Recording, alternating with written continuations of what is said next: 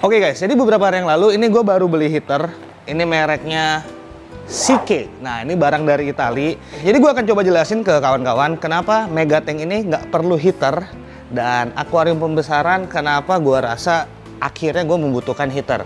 Nah, pertama kalau kita lihat dari settingan bangunan dulu deh. Ini jatuhnya semi indoor lah ya. Nah, Megatank pun juga dalam satu komplek yang sama. Kemudian di atas ini kita menggunakan spandek guys. Nah, atap spandek ini itu menyerap panas, dan di sini tuh panasnya lain. Jadi kalau gua di sini lama-lama, biasanya gue juga bakal cepet banget keringetan karena gerah banget di sini. Tuh, kita lihat ke atas, ventilasinya juga gue kasih cuma sedikit doang.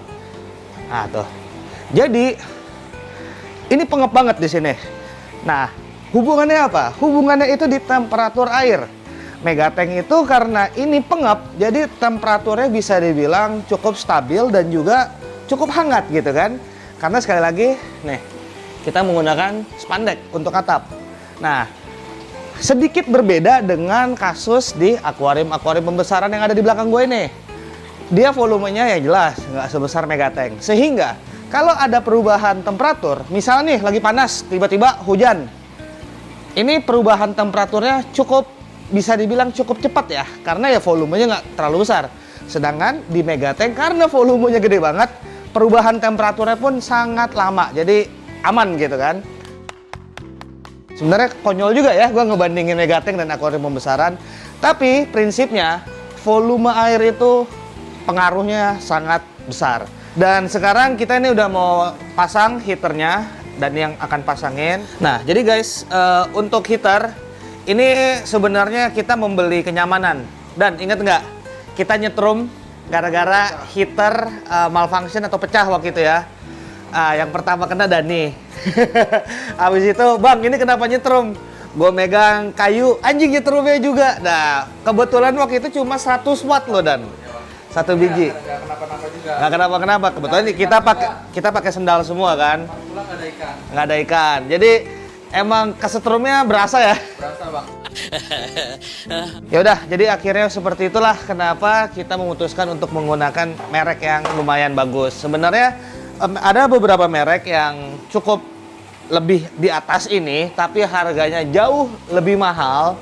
Nah, setelah gue diskusi sama temen gue, dia bilang yang ini yang dari Italia oke juga. Ya udah kita coba gitu. Karena selama merek Eropa gue lebih tenang dibanding kalau gue ya. Bukannya gimana-gimana, tapi ya seperti itu. Nah, jadi ini untuk masang heater, kalian mungkin juga udah tahu ya cara masang heater gimana, cuma ditempelin doang ke dalam. Nah, kalau gua nempelinnya itu nggak tegak. Gua maunya nempelinnya tiduran begini.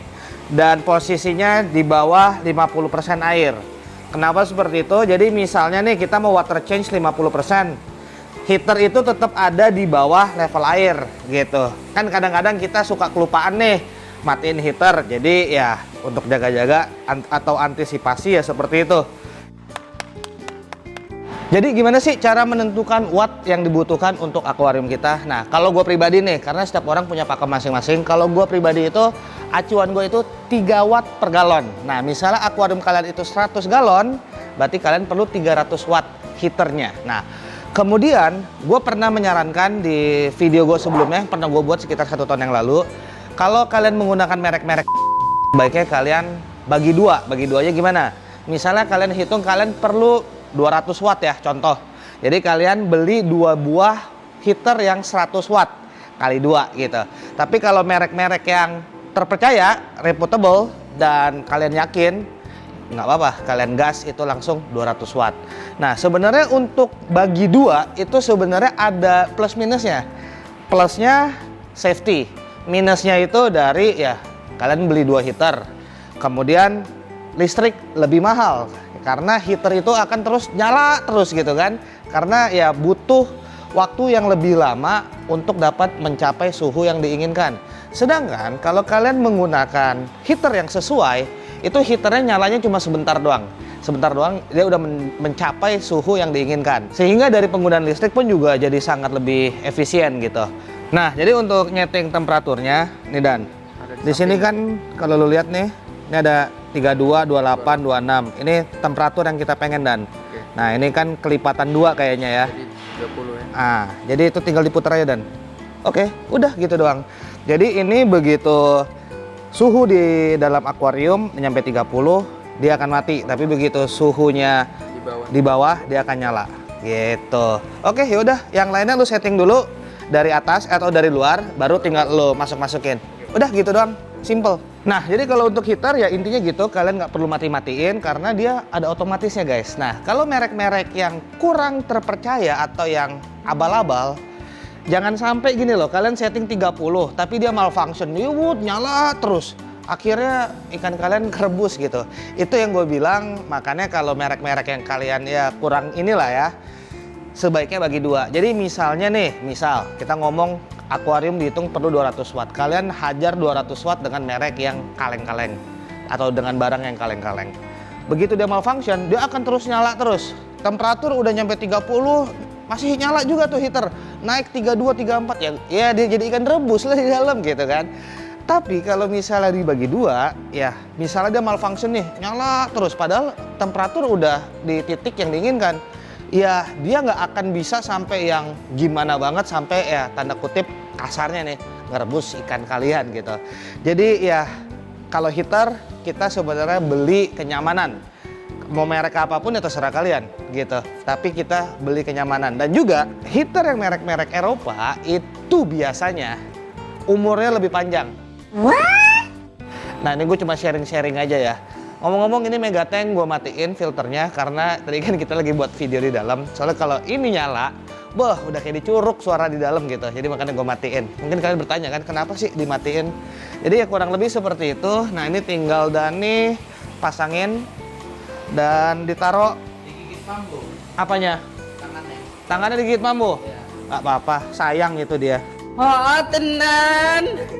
Digigit sayang itu dia. Tuh si mambu tuh. Oh yang ngeri nanti lu pas masukin di toman sih, harusnya enggak lah ya. Nah juga gini, gua rekomendasikan kalian naruh itu di dekat kucuran air kalau kalian langsung naruh di dalam akuarium. Kenapa? Karena di daerah itu kan emang distribusi panasnya bisa lebih merata. Karena dekat tempat ya air masuk terus di situ kan. Misalnya nih kalian taruh ya entah di mana di tengah. Jadi mungkin dia angetnya di satu titik doang, tapi di titik lain nggak anget gitu. Tapi kalau di sini kan karena airnya lewat situ terus, jadi panasnya itu harusnya merata. Kurang lebih seperti itu. Itu yang gue paham ya. Tapi mungkin setiap orang punya pakem yang beda-beda. Tapi itu yang gue lakukan. Nih cuma sharing-sharing nih ke kawan-kawan nih.